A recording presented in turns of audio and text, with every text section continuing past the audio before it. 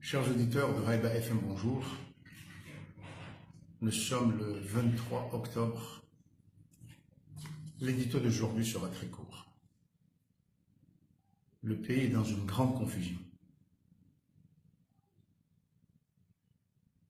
De plus en plus de gens pensent qu'il y a eu manipulation entièrement ou en partie dans l'insurrection d'Anjou. L'avenir nous le dira. En tout état de cause, l'avenir immédiat va être très difficile. Ce que j'ai à dire, et surtout à la jeunesse, c'est de garder le calme pour préparer votre avenir. Les partis politiques déçoivent parce que leur rôle d'école, d'éducateur, ils ne le font pas. Or, ils doivent le faire encore plus. Dans un langage compréhensible, s'adresser aux citoyens sur les problèmes qui les concernent et non pas simplement en termes de vision politique, les changements à venir, mais parler aussi du présent, du droit du citoyen. On n'en parle pas assez. De telle sorte que, quand ces droits sont piétinés, le citoyen reste et regarde de très loin, parce qu'on ne lui a pas parlé. Dans la situation qui est en train de naître, on va beaucoup solliciter les jeunes. Fuyez la violence. Il n'y a pas place pour la violence dans ce pays. Non seulement parce que nous sommes un petit pays, non seulement parce qu'il est quasiment impossible de planifier réellement de la violence dans un pays où tout le monde se connaît.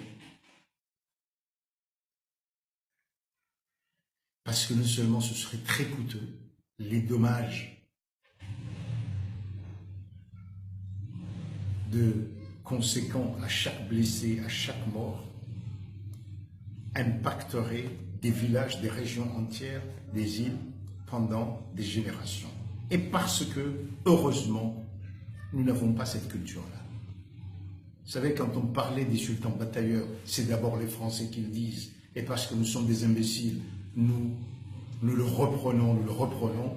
C'est des sultans querelleurs et non des sultans batailleurs. Et d'ailleurs, quand ils se battaient, contrairement à ce qu'on croit, on envoyait des braves de telle ou telle région. Et quand ces braves-là s'étaient battus, se battaient, si parmi ces braves-là, si entre ces 5 ou ces 10 braves qui s'affrontaient, à ce moment-là, avaient gagné, la bataille était conclue. Ce n'étaient pas des gens entiers qui allaient s'affronter. Ils savaient faire l'économie de notre sang. Il y a aujourd'hui à réfléchir sur les formes de combat pour la démocratie, de combat pour le progrès. Et je crois profondément à la non-violence. Je crois profondément à une bataille où chacun de nous affirme ce qu'il pense, ose dire qu'il n'est pas d'accord, ose ouvrir la porte et dire ce qu'il pense, sans crainte, que ce soit chez lui, au bureau ou ailleurs. C'est la première des démarches. Dites ce que vous pensez, où que vous soyez. Et deuxièmement, dans le cadre de notre communauté, de nos localités ensemble, quelle forme de mobilisation non violente faire pour que si les autorités, ceux qui ont le pouvoir, utilisent la violence contre la non-violence, à ce moment-là, on découvrira la réalité de leur intention, leur manque d'humanité, quelle qu'elle soit, quelles que soient ces autorités. Nous avons un avenir, vous avez un avenir à préparer. il est temps que ça change. Mais le changement naîtra aussi des formes de combat. De votre capacité à réfléchir sur les moyens. Ce que vous avez aujourd'hui, malheureusement, les réseaux sociaux ne sont pas encore des lieux où on débat de notre société, de ses problèmes. Ça n'est pas encore un lieu où on voit des données. Or, il faut que ce soit des lieux où on vienne chercher l'information. Il n'y a pas de bataille gagnée sans information. On ne gagne pas de bataille à cause des discours. Si les Martin Luther King, si les Gandhi, les Mandela, les Nyerere et autres, les Nkrumah ont gagné des batailles, c'est parce que de leur discours, on comprenait, on touchait du doigt la réalité des citoyens. Pensez à l'avenir.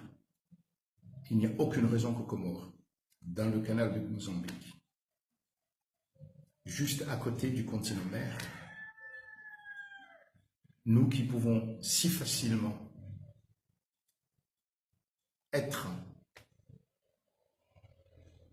appartenir, nous intégrer à l'Afrique australe, aux pays du Golfe, aux îles de l'océan Indien, il n'y a aucune raison que vous, les jeunes, vous n'ayez pas un avenir. Mais pour cela, il faut le préparer dans vos combats, maintenant, pour vos droits, pour une bonne éducation. Et ce sont ces choses-là qui doivent être intégrées dans le combat.